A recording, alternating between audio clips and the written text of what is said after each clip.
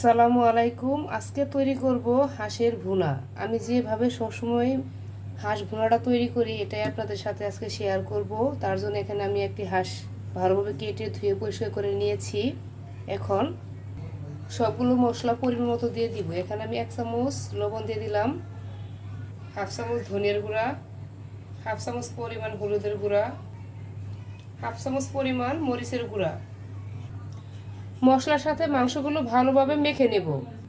মশলার সাথে মাংসগুলো ভালোভাবে আমি মেখে নিয়েছি। এখন চুলায় বসিয়ে দিব। মাংসগুলো চুলায় বসিয়ে দিয়েছি সিদ্ধ হওয়ার জন্য। ঢাকনা দিয়ে ঢেকে দেব। এখানে আমি অল্প একটু পানি দিয়ে দিলাম সিদ্ধ হওয়ার জন্য। ঢাকনা দিয়ে ঢেকে মাংসটা আমি সিদ্ধ করে নেব, একদম ভাজা ভাজা করে নেব। তার জন্য কিছুক্ষণ অপেক্ষা করব। ঝোলটা কতটুকু শুকিয়েছে দেখে নেব, একটু নেড়ে নেব।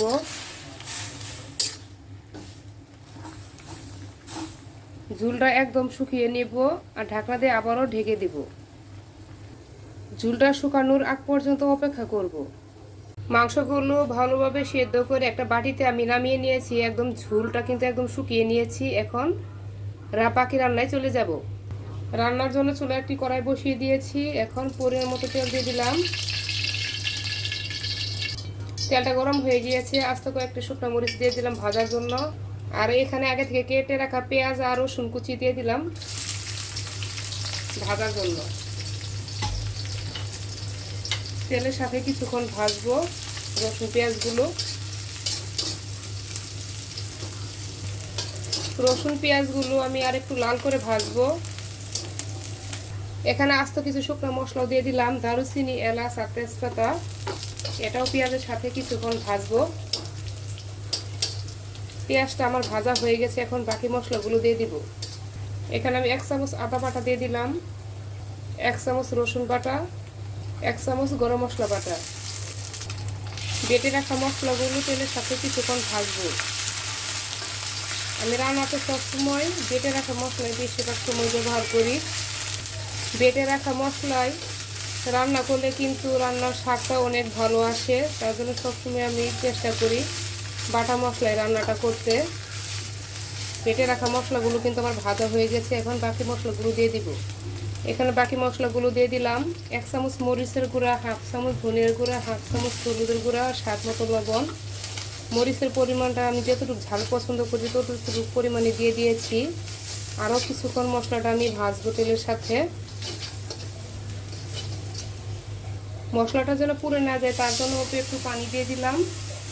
আরও কিছুক্ষণ সময় নিয়ে মশলাটা আমি ভালো করে কষাবো। একটু সময় নিয়ে মশলাটা কষালে রান্নার স্বাদটা কিন্তু অনেক ভালো আসে। তার জন্য একটু সময় নিয়ে আমি মশলাটা কষাচ্ছি। মশলাটা আমার ভালো করে কষানো হয়ে গেছে। উপরে কিন্তু তেল উঠে গেছে। আর আগে থেকে এখানে সেদ্ধ করা হাঁসের মাংসগুলো দিয়ে দিলাম। মশলার সাথে ভালো করে মিক্স করব।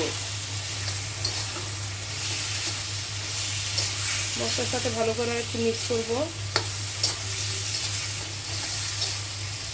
মশলার সাথে ভালো করে মিক্স করা হয়ে গেছে। এখন ঢাকনা দিয়ে ঢেকে কিছুক্ষণ মাংসগুলো কষিয়ে নেব।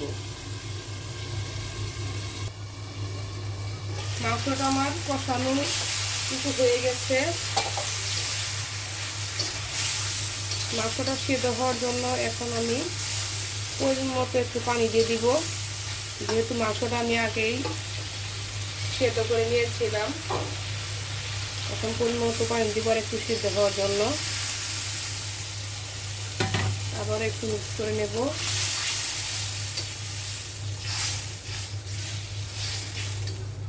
মাংসটা সিদ্ধ হওয়ার জন্য আবার ঢাকনা দিয়ে ঢেকে দেব।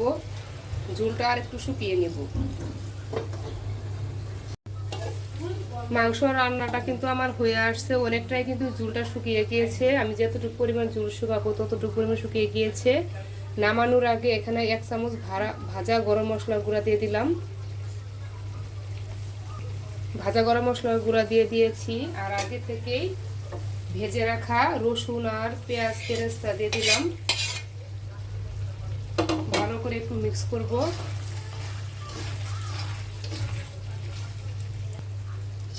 ভালো করে একটু মিক্স করে নেব। ঝোলটা কিন্তু অনেকটাই শুকিয়ে গিয়েছে। এখন একটু ভাজা ভাজা করে নিলে হয়ে যাবে রান্নাটা। আর হাঁসের মাংসতে কিন্তু ঝোল ঝোল রাখলে অত বেশি ভালো লাগে না খেতে, তার জন্য ঝোলের পরিমাণটা আমি একদম কমিয়ে নিয়েছি। আর এই হাঁসের মাংসটা কিন্তু আমি একটু সময় নিয়ে রান্নাটা করে নিয়েছি। আর একটু ভাজা ভাজা করে নিলে হয়ে যাবে রান্নাটা। রান্নাটা কিন্তু আমার হয়ে গেছে। এখন আমি একটি বাটিতে নামিয়ে নেব।